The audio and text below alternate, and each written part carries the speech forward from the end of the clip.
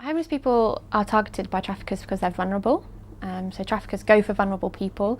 Homeless people obviously might be sleeping rough, might be very vulnerably housed, and so unfortunately that makes them much more vulnerable to promises.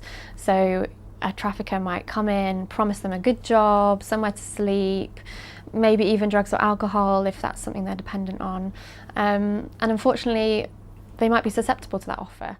We've heard stories of churches running night shelters and realising that there's a guy there every night who's approaching people, asking that question, do you want a job? When people are in this sort of desperate situation, homeless people in a desperate situation, you're at such an incredibly low ebb in terms of your confidence, self-esteem, your self-worth, and you're prime to be exploited.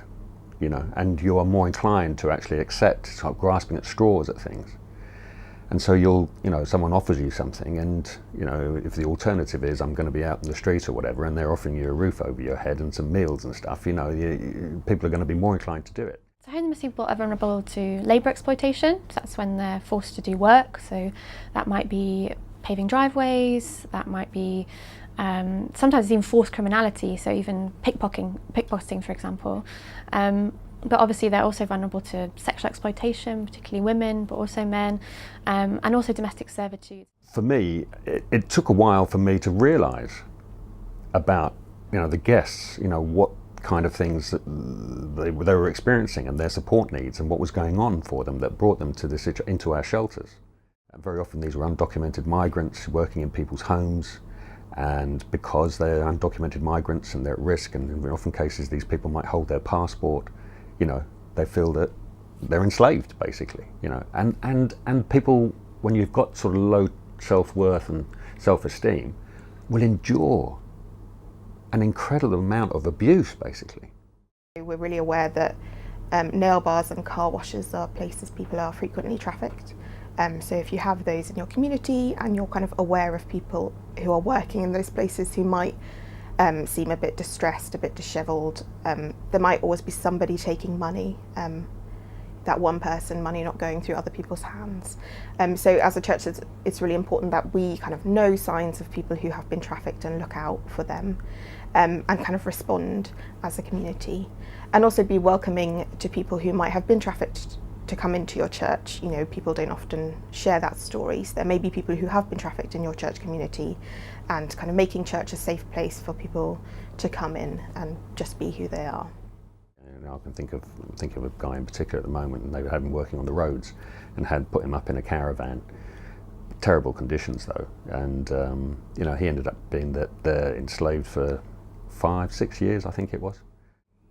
So as a general point, if parishes feel that they are noticing slavery in their community, they need to think about reporting it, which they would do via the Modern Slavery Helpline. I think if it's happening in a church-related project, then it's important to talk to the person who's in charge of the project to make sure they know what's happening, and maybe then to report as well to the Modern Slavery Helpline. And I think too, if it's on church property, it's a good idea to report to the people who are responsible for safeguarding as well.